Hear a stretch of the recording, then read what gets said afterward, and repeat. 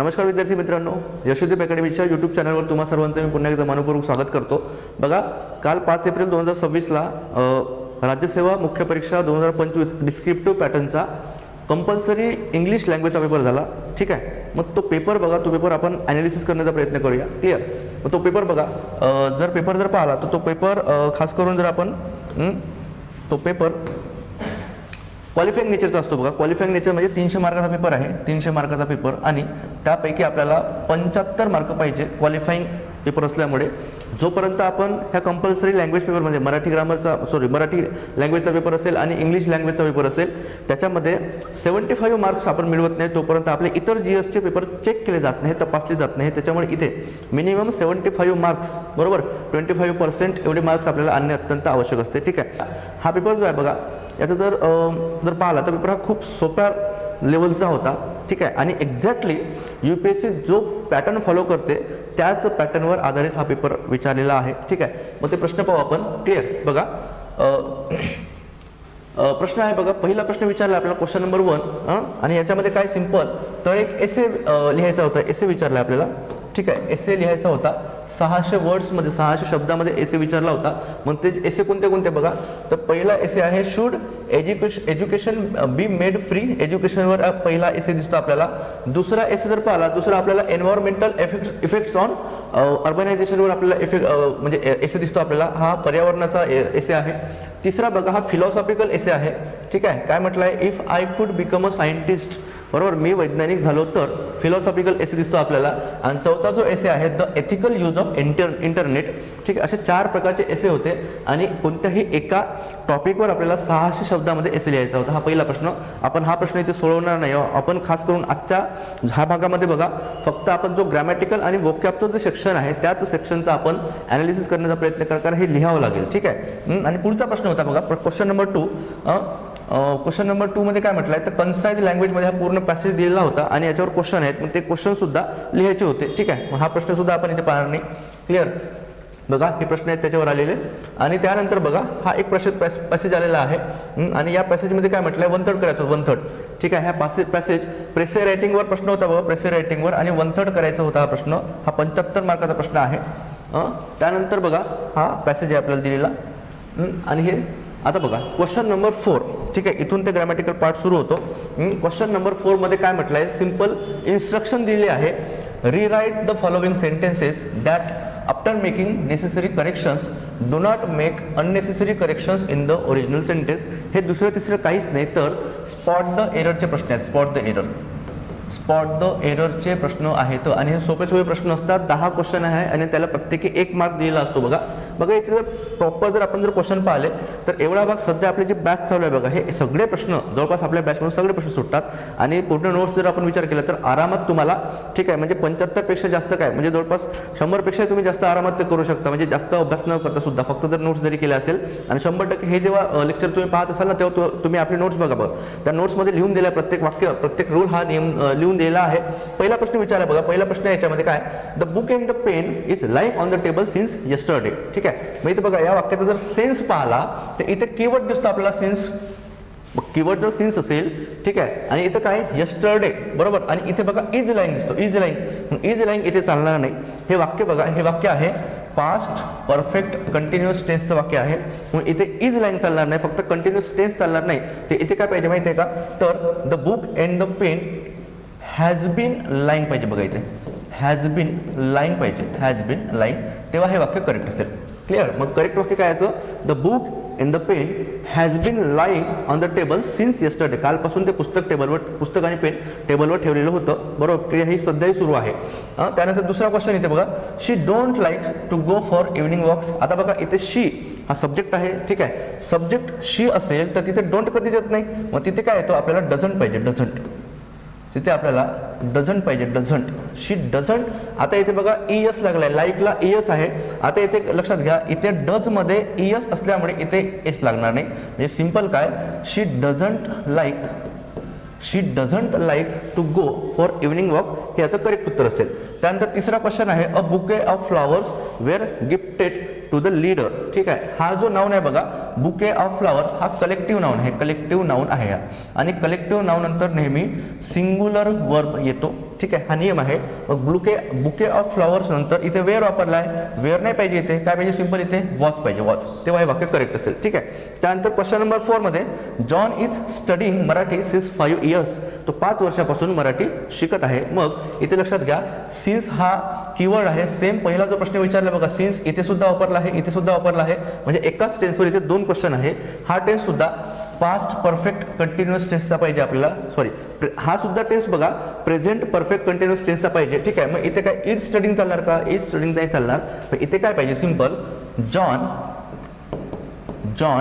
Has been studying पाहिजे आपल्याला. John has been studying जर असतं तर हे करेक्ट असतं, बरोबर. याचं करेक्ट काय असेल John has been studying Marathi since 5 years. त्यानंतर question number 5 the children's are shouting loudly. इथे बघा पहिला सब्जेक्ट, वाक्याचा सब्जेक्ट द चिल्ड्रेन्स आहे. ठीक आहे, आर शाउटिंग लाऊडली. इथे जर वर्ब पाहिला तर आर हा वर्ब आहे. आता लक्षात घ्या चिल्ड्रेन्स इथं एस लावलाय, तर इथे एस नाही पाहिजे. सिंपल बघा चिल्ड्रेन हा जो सब्जेक्ट आहे चिल्ड्रेन हा ऑलरेडी प्लुरल आहे, प्लुरल, याला एस लावण्याची गरज नाही. ठीक आहे, त्याच्यामुळे इथे सिंपल काय पाहिजे आपल्याला इथे एस काढून टाकायचा आणि सिंपल काय the children are shouting loudly हे त्याचं करेक्ट वाक्य असेल. त्यानंतर पुढचं बघा क्वेश्चन नंबर 6 मध्ये काय म्हटलंय Lata sings very sweetly song at the concert. आता इथे काय चेंजेस करायचे आहेत तर इथे सिंपल बघा ते वाक्य काय होणार सिंपल 6 जे आहे ते वाक्य Lata sings a very sweet song at the concert हे याचं करेक्ट वाक्य असेल. अशा प्रकारचे करेक्ट वाक्य असेल. त्यानंतर बघा नंबर 7 क्वेश्चन दिलेला आहे, त्याच्यामध्ये म्हटलं आहे this issues needs to be addressed quickly. ठीक आहे, आता बघा इथे धिस इश्यूज हे जे आहे हे प्लुरल आहे, त्याच्यामुळे इथे धिस नाही चालणार, इथे दीज पाहिजे, दीज. ठीक आहे, इथे आपल्याला दीज पाहिजे, दीज. ठीक आहे, आणि इश्यूज असल्यामुळे इथे नीड्सला बघा एस नाही लागणार. ठीक आहे, this issues need to be address quickly हे याचं करेक्ट उत्तर असेल. त्यानंतर नंबर 8 बघा रोहन इज ज्युनियर दॅन. बरोबर, इथे ज्युनियर नंतर दॅनचा कधीच वापर होत नाही. ठीक आहे, ज्युनियर नंतर दॅनचा वापर नाही होणार, इथे ज्युनियर नंतर टूचा वापर होणार. नेहमी लक्षात ठेवा ज्युनियर असेल, सिनियर असेल, सुपेरियर असेल, इन्फेरियर असेल, बरोबर आहे, याच्यानंतर नेहमी टूचा वापर होतो. त्याच्यामुळे याचं करेक्ट उत्तर म्हणजे करेक्ट सेंटेन्स काय असेल Rohan is junior to Rishabh in this office हे याचं करेक्ट उत्तर. क्वेश्चन क्रमांक 9 बघा the boss ask the employees that why they were late. अशा प्रकारचा प्रश्न विचारला होता. ठीक आहे, आता इथे बघा इथे पास्ट टेन्स दिसतो आपल्याला आणि इथे 2 कंजक्शन आहेत दॅट आणि वाय. ठीक आहे, तर लक्षात घ्या वाय हा जर कंजक्शन असेल तर इथे दॅटचा वापर केला जात नाही, म्हणजे करेक्ट वाक्य काय असेल the boss ask the employees why they were late हे याचं करेक्ट उत्तर असेल. त्यानंतर क्वेश्चन नंबर 10 जर पाहिलो the thief was caught and handing over to the police officers. इथे बघा पहिलं वाक्याचा सेन्स जर पाहिला हे पहिले वाक्य द थीफ वॉज कॉट हे पास्ट टेन्सचं आहे, म्हणजे इथे V2 आहे, त्याच्यामुळे पुढच्या वाक्यामध्ये सुद्धा V2 पाहिजे. हा V4 चालणार नाही कारण V4 हा विदाउट सपोर्टिंग वर्ब येत नाही. मग इथे काय पाहिजे आपल्याला हँडेड, बरोबर आहे, हँडेड. सिंपल काय the thief was caught and handed over to the police officer हे याचं करेक्ट उत्तर असेल. क्लिअर, पुढे चालू बघा. पुढे जर पाहिलं तर इथे बघा सिंपल काय मिसिंग वर्ड्स इथे लिहायचे होते आणि हे थोडे कठीण असतात बघा, हे प्रश्न सोडवण्यासाठी थोडे कठीण असतात. त्याच्यामुळे इथे तुम्हाला 3-4 जरी प्रश्न जरी सुटले तरी पण खूप झाले बघा. ठीक आहे, मग इथे सिंपल काय विचारलं आपल्याला इथे जर पाहिलं द जज एक्झामाइन द केस अंडर क्लोज. बरोबर, आता इथे रिकामी जागा आहे त्याच्यामध्ये करेक्ट शब्द आपल्याला भरायचा आहे. द जज पहिलं वाक्य विचारलं आपल्याला द जज एक्झामाइन द केस अंडर क्लोज. इथं काय येईल तर इथे शब्द हा पाहिजे स्क्रुटिनी.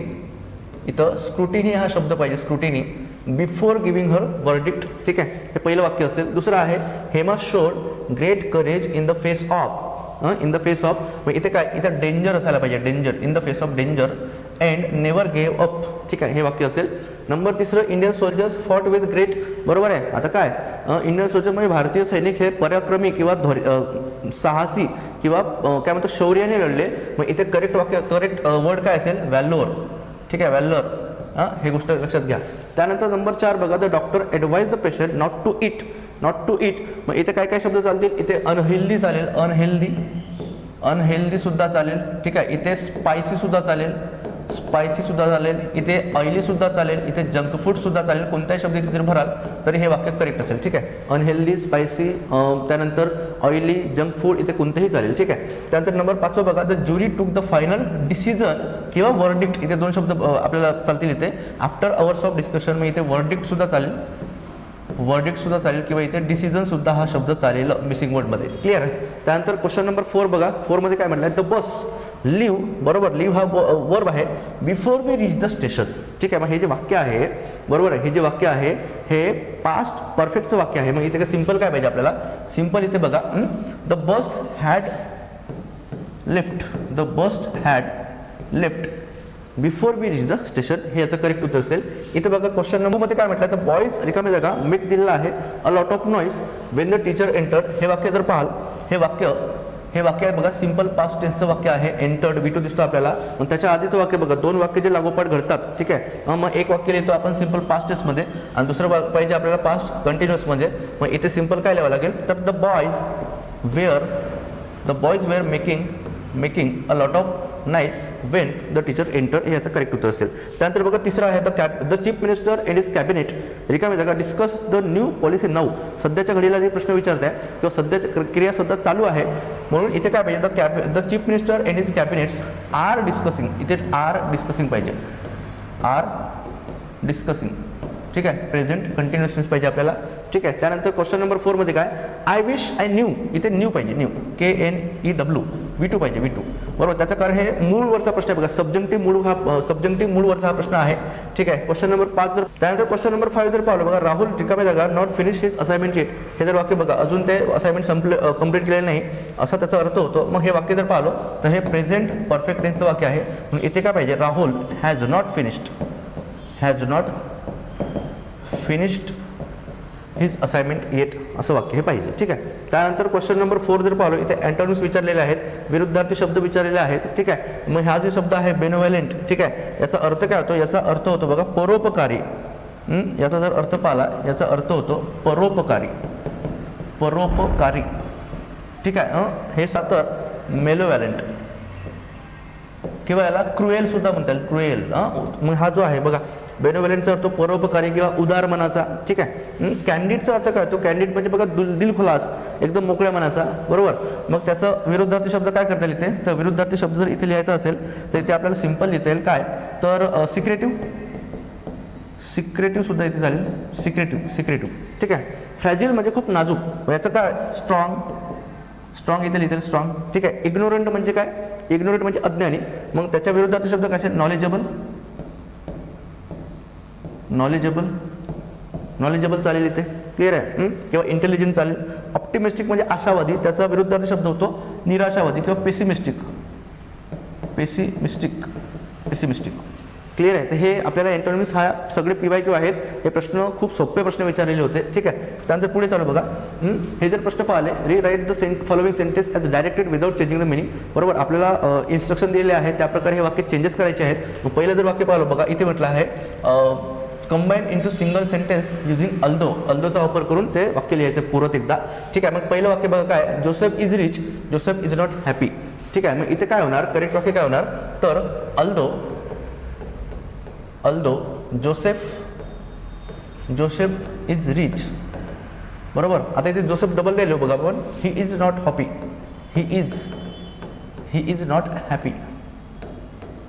हॅपी. क्लिअर. हे असं होणार, although Joseph is rich, he is not happy. त्यानंतर क्वेश्चन नंबर 2 बघा, याच्यामध्ये काय म्हटलं आहे, चेंज इंटू पॅसिव्ह वॉइस. ठीक आहे. पॅसिव्ह वॉइस करायचं आहे. मग याचं करेक्ट काय असेल बघा, द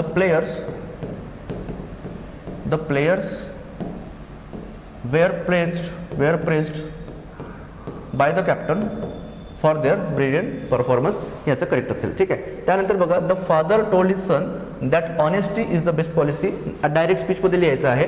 याचं करेक्ट काय होणार, द फादर टोल्ड असेल, त्याच्यामुळे इथे सेड टू लिहावं लागेल.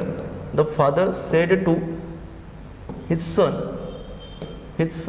नंतर कॉमा द्यावा लागेल. त्यानंतर डबल इन्व्हर्टेड कॉमामध्ये honesty is the best policy लिहावं लागेल. ठीक आहे. आणि शेवटी आपल्याला तिथे मग फुल स्टॉप पाहिजे, अशा प्रकारचे लिहायचं होतं. ठीक आहे. क्वेश्चन नंबर 4 बघा, he can play the piano question tag करायचा आहे, ठीक आहे. हा क्वेश्चन टॅग जर वाक्याची रचना पाहतो, वाक्याची रचना ही पॉझिटिव्ह दिसते, टॅग आपल्याला निगेटिव्ह पाहिजे. मग इथे सिंपल काय, कांट ही पाहिजे आपल्याला सिंपल, ठीक आहे. त्यानंतर क्वेश्चन नंबर 5 बघा, if you practice hard you will win the race. हे वाक्य जे आहे हे कंडिशनल सेंटेन्सचं वाक्य आहे. कंडिशनल सेंटेन्सचं वाक्य दिसते आपल्याला, बरोबर आहे. रिराईट युजिंग अनलेस, ठीक आहे. अनलेसचा वापर करायचा आहे आणि इथे नेहमी लक्षात ठेवा, जेव्हा आपण अनलेसचा वापर करतो तेव्हा इफ नॉट पाहिजे. इथे इफ नॉट होतो, इफ नॉट. क्लिअर आहे. याचं करेक्ट वाक्य काय असेल बघा, unless you practice hard you will not win the race, असं ते वाक्य असेल, ठीक आहे. तर क्वेश्चन नंबर 6 बघा, चेंज इंटू एक्सक्लेमेटरी सेंटेन्स म्हटलेलं आहे.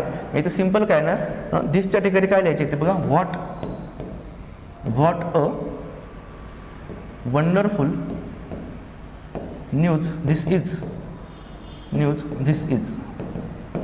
ठीक आहे. आणि एक्सक्लेमेटरी सिम्बॉल पाहिजे आपल्याला सिंपल, ठीक आहे. मग हे बघा इथे क्वेश्चन नंबर 7 जर पाहिला, एव्हरीबडी लाईक द फिल्म, ठीक आहे. एव्हरीबडी लाईक द फिल्म अशा प्रकारचा प्रश्न आहे आणि निगेटिव्ह फॉर्ममध्ये लिहायचं आहे. मग निगेटिव्ह फॉर्ममध्ये लिहायचं असेल त्याला सिंपल काय बघा, नो वन किंवा नोबडी डिसलाईक, लाईक असेल तर डिसलाईक द फिल्म हे याचं करेक्ट सेंटेन्स असेल, ठीक आहे. त्यानंतर बघा क्वेश्चन नंबर 8, याच्या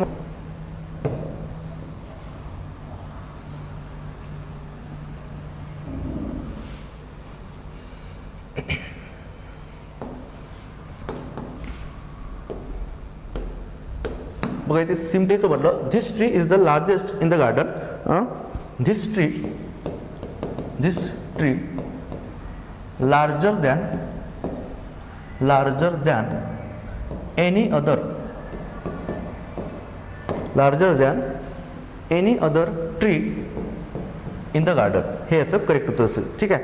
त्यानंतर इथे बघा 9 आहे, the box is so heavy that I can not lift it. मग इथे रिरायटिंग युजिंग टू आणि टू याचा वापर करून हे वाक्य लिहायचं होतं, बरोबर. मग इथे सिंपल काय असेल, the box is too heavy to lift, हे याचं करेक्ट उत्तर असेल. आणि शेवटचा प्रश्न number 10, she is beautiful she is intelligent अशा प्रकारचा प्रश्न होता. इथे नॉट ओनली बट ऑल्सोचा वापर करायचा आहे, बरोबर. बघा अशा प्रकारच्या वाक्यामध्ये ज्या 2 गोष्टी दिलेल्या असतात त्या पहिल्या गोष्टीच्या आधी नॉट ओनली वापरायचा आणि दुसऱ्या गोष्टीच्या आधी बट ऑल्सो. मग इथे सिंपल काय असेल, she is not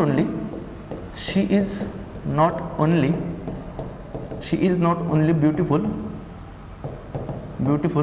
but also